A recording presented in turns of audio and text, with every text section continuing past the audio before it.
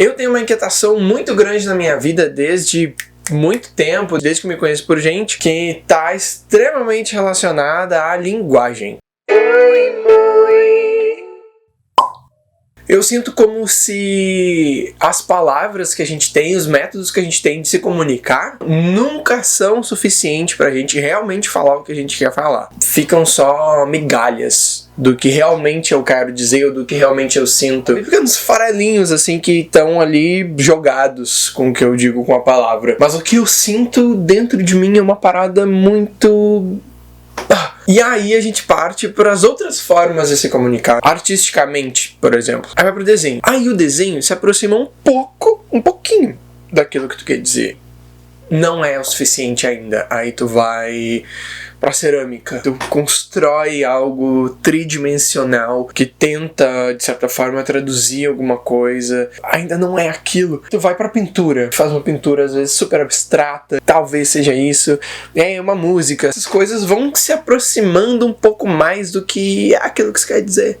Entende? Se o que eu falo são migalhas, essas outras coisas são um migalhão. E tu já consegue identificar. Se essas migalhas da fala são pequenininhas e a gente olha e não consegue identificar se aquilo são, sei lá, pãezinhos ou pedacinhos de bolacha ou granolinhas. Então essas outras coisas que a gente se coloca artisticamente, tu vê tipo um tarugo maior de algo e aí tu pensa, isso aí é um pão integral.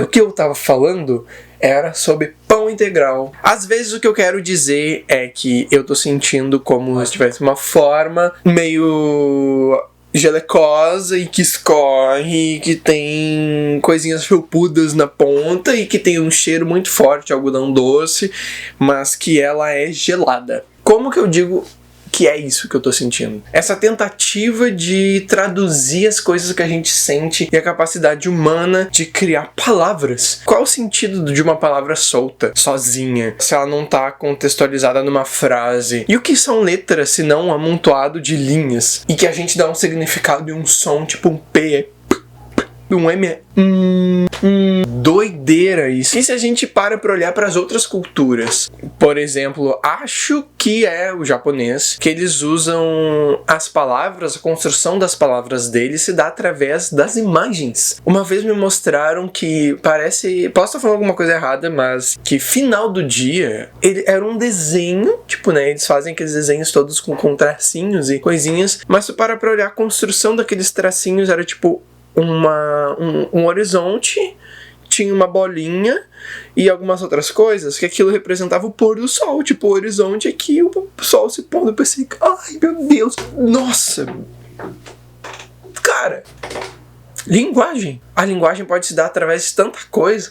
Inclusive fiz um trabalho para a faculdade, para uma cadeira de ilustração, que está diretamente relacionada a isso, porque eu fiz uns desenhos, eu sabia o que eu queria dizer com aqueles desenhos, mas eu não consegui traduzir em palavras o que significava aquilo.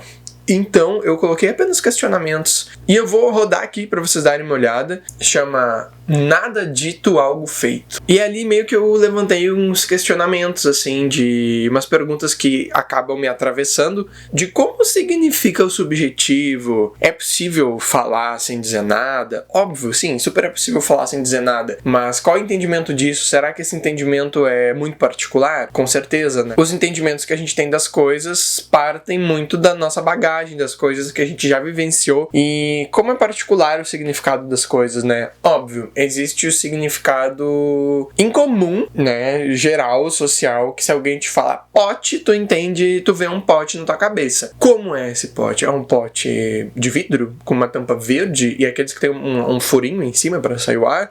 Ou é um pote de sorvete? Ou pode ser um pote, uma coleção de potes? Ou um marmitex? Cada um vai pensar um pote diferente. É um pote colorido. E nessas línguas mais orientais também, que a entonação da voz das pessoas é o que dá o significado. Inclusive eu tava trocando uma ideia super com o Patrese, aquele meu amigo que eu citei no vídeo do Amor de Amigo. Essa dificuldade que a gente tem, por exemplo, como que se coloca aspas numa fala? Vou conversar e vou dizer, porque eu... num gesto. Como que eu faço isso se eu tô com as minhas mãos ocupadas. Ou, por exemplo, o Patrese, ele tava com o braço quebrado. E aí ele fez, tipo, eu com uma mão identifiquei. E se é uma pessoa que não pode fazer isso, como que põe aspas numa fala pela entonação? Qual é a entonação da aspas? E aí depois a gente entrou numa pira de conversar sobre as outras tribos, as outras culturas indígenas. Eu não lembro qual é a cultura indígena que ele comentou, que eles não têm no significado de linguagem deles o eu, o nós, o eu, tu, eles, nós, vós, eles. Como que se comunica quando não tem eu, tu, ele, nós, vós, eles? E aí eu já acho que vai pra um lugar muito do coletivo, do todo. Se for perguntar, sei lá, pra alguém nesse lugar, alguém tá com uma dúvida, e como que tu faz tal coisa? Ou tipo, eu preciso saber como que se realiza tal tarefa. Aí tu vai chegar pra essa pessoa e vai perguntar como é feito. E como é feito, talvez tire o indivíduo do lugar de centramento. E aí a pessoa não vai falar sobre o que ela acha sobre como é feito. Tem uma coisa que atravessa o eu, vai além do eu, mas assim, como que realmente é feito culturalmente e não o que eu, Moisés, ou o que eu, pessoa criadora, inventei e fiz. E agora, pra pensar, eu acho que é por isso que eu era uma criança muito quieta. Lógico, porque eu tinha dificuldade. A criança, ela é extremamente subjetiva, extremamente criadora do seu próprio mundo, lúdica. Recém tu tá aprendendo as palavras, aí tu tem que botar na roda o que tu sente. Aí penso muito na importância da arte nesse lugar de significação, de dar vazão para aquilo que é muito difícil ser dito. Inclusive isso é uma parada que acontece muito comigo, de entender coisas sobre mim depois de ter colocado coisas no papel ou de ter criado alguma coisa. Aí parece que as coisas ficam um pouco mais claras, né? Porque nem tudo a gente entende através da lógica. E tem um certo momento que a linguagem se esvai, a gente não tem mais referencial para entender alguma coisa, a gente não tem mais referencial para acessar e traduzir coisas que a gente sente. Isso quer dizer isso. Não dá, não tem como, tem um momento que não tem como traduzir, e a gente vive com um ponto de interrogação do que é, do que significa. A gente acha que por isso que é importante o silêncio para conseguir absorver e olhar para tudo isso de uma forma muito realmente olhar, sabe? Tipo, se eu vou parar agora, eu vou olhar para esse negócio que eu não entendo e vou ficar aqui assim, olhando para ele assim, sabe? Ali, às vezes a gente só para de tentar significar, porque também eu acho que é isso. E apenas deixar aquelas coisas existirem do jeito que elas são. Acho que só o fato de a gente se permitir sentir já é tudo.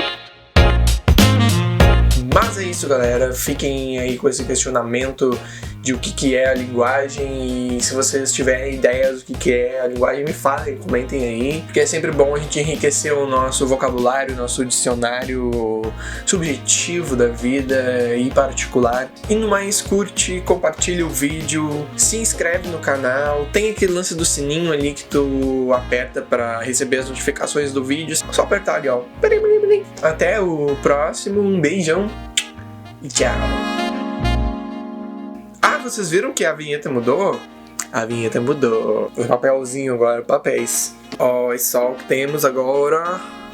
Microphone!